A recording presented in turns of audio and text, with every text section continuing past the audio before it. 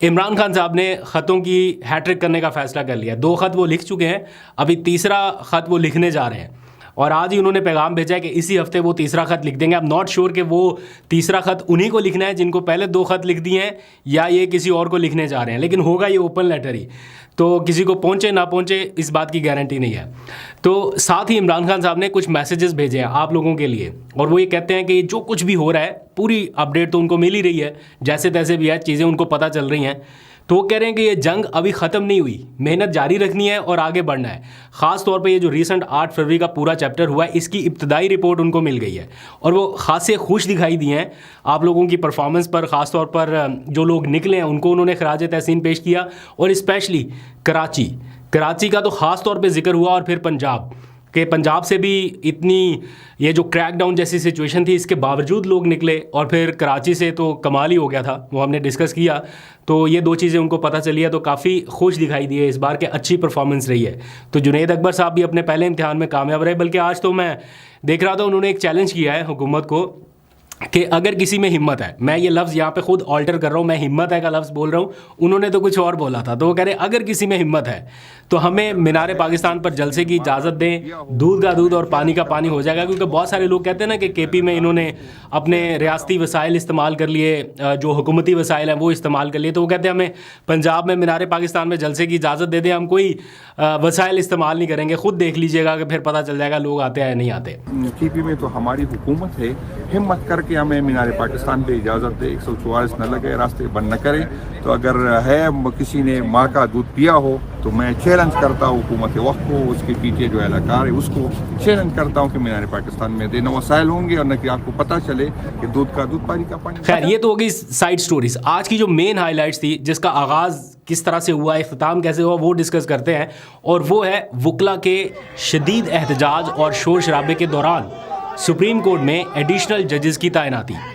ये आज मुल्की तारीख में पहली बार ऐसा हुआ, अकॉर्डिंग टू सुप्रीम कोर्ट को कवर करने वाले रिपोर्टर्स। वो बताते हैं, ट्वीट करके उन्होंने लिखा कि ये मुल्की तारीख में पहली बार हुआ कि कैंटेनर्स लगा के जजेस तैनात किए गए।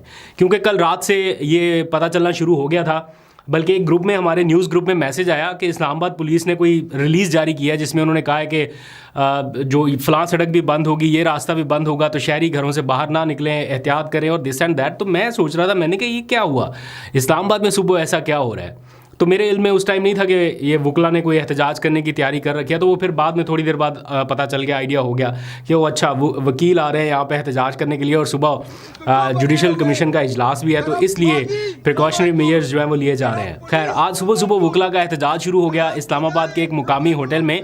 ये सारे लोग इकट्ठे हुए, वहाँ से निकले, कोई रेड जोन की तरफ, कोई डी चौक की तरफ, किसी को कहाँ से आना था, किसी को कहाँ। इस दौरान पुलिस वकला ये आमने सामने जैसी सिचुएशन हमें काफ़ी देर तक नज़र आती रही और लगा कि वकला रेजिस्टेंस करते दिखाई दे रहे हैं। लेकिन वो जो एक वकला तहरीक होती है ना, जैसे एक पूरी कुव्वत के साथ आना, वैसा माहौल नहीं था। टोलियों की शक्ल में कहीं कहीं हमें एहतजाज होता नज़र आया, लेकिन मौसर एहतजाज ऐसा नहीं था कि हुकूमत को कोई परेशानी होती या जो आज इजलास होना था वो रुक पाता। और बिलाखिर वो इजलास दोपहर 2 बजे शुरू हुआ, ख़त्म भी हो गया। और जैसे मैंने कल बताया था कि माइनस वाले जो है वो अब प्लस में हो गए हैं, यानी उनके नंबर्स बढ़ गए हैं, यानी हुकूमती हिमायत याफ्ता जो जजेस हैं उनकी तादाद अब सुप्रीम कोर्ट में ज़्यादा हो जाएगी। और by the way Aamir Farooq साहब जो chief justice Islamabad high court हैं, वो भी अब हाई कोर्ट से तरक्की पा के सुप्रीम कोर्ट की तरफ चले गए। तो बहुत सारे लोग जो हैं वो थोड़ा खुश हैं कि आमिर फारूक साहब जो हैं वो चले गए, लेकिन रुक जाइए, ठहर जाइए, क्योंकि आमिर फारूक साहब अपने जाते जाते जिनको चीफ जस्टिस लगवा के जा रहे हैं, आपको अंदाज़ा होगा कि आने वाले दिनों में होगा क्या। अब इमरान खान क्या सोच रहे हैं इस सारे मामले में कि इमरान खान अपने मुकदमात कहाँ पे वो चाहते हैं कि सुने।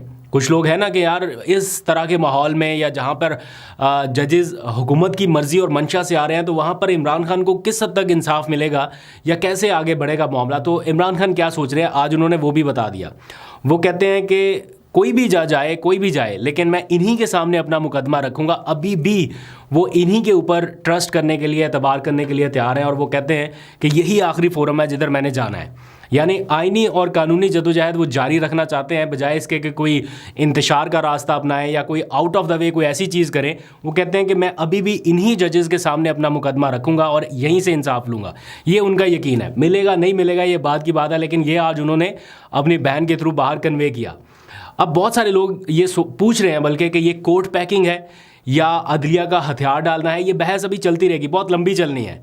लेकिन इसका आगाज़ कब हुआ था ये भी एक पॉइंट है जिसके ऊपर लोग डिस्कस कर रहे हैं। आपको याद होगा 2023 में एक केस था जब इमरान खान ने अपनी असम्बलियाँ तहलील कर दी, केपी और पंजाब असम्बली। तो उस वक्त के चीफ जस्टिस उमर अता बंदयाल थे, उन्होंने कहा कि जनाब इलेक्शन कराया जाए 14 मई को।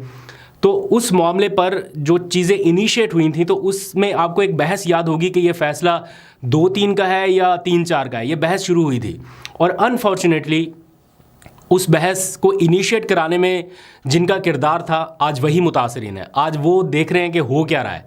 अगर उस वक्त ज़रा मजबूती के साथ फैसलों के साथ खड़े रहा जाता सुप्रीम कोर्ट के अंदर से तो शायद आज ये हालात ना होते। लेकिन अनफॉर्चुनेटली उस वक्त नहीं हुआ तो आज ये सारा कुछ फेस करना पड़ रहा है। ये बुनियाद जो हिली है ना सुप्रीम कोर्ट की, ये वहाँ से हिली। बहरहाल मेन पॉइंट की तरफ अगर आ जाएं तो आज के दिन की हाईलाइट ये है कि इस वक्त के जो चीफ जस्टिस पाकिस्तान है याहिया अफरीदी साहब, उन्होंने अपने सीनियर फेलो जजेस, सीनियर लॉयर्स, ये सारे वकला जो आज एहतजाज करते रहे, इनमें से किसी की नहीं सुनी और उन्होंने जुडिशल कमीशन का इजलास नहीं रोका, ना मुलतवी किया। और इस तरह सुप्रीम कोर्ट ऑफ पाकिस्तान में 6 मुस्तकिल और 1 आर्जी जज की तकर्री कर दी गई है। एक एहतजाज तो सुप्रीम कोर्ट के बाहर वकला कर रहे थे, लेकिन एक एहतजाज अंदर भी हुआ। और अंदर सुप्रीम कोर्ट में जब ये कार्रवाई शुरू हुई तो एक तो पहला तो एहतजाज 2 सीनियर जजेस जो कि जुडिशल कमीशन का हिस्सा भी हैं, जस्टिस मुनीब अख्तर और जस्टिस मंसूर अली शाह, इन्होंने इस कार्रवाई में हिस्सा नहीं लिया, बाइकआउट कर दिया इस कार्रवाई का। और जो इस जुडिशल कमीशन के 2 रुकन हैं जिनका ताल्लुक पीटीआई से है, बैरिस्टर गौहर और बैरिस्टर अली जफ़र, इन दोनों ने भी इस जुडिशल कमीशन की कार्रवाई में मतलब मिनट्स ऑफ मीटिंग रिकॉर्ड करा दिए कि हम इस इजलास में शिरकत नहीं कर सकते। बैठ के मिनट्स ऑफ मीटिंग रिकॉर्ड करा के उस इजलास से निकल गए। तो 4 मेंबर जो थे वो तो आज इस कार्रवाई का हिस्सा नहीं बने।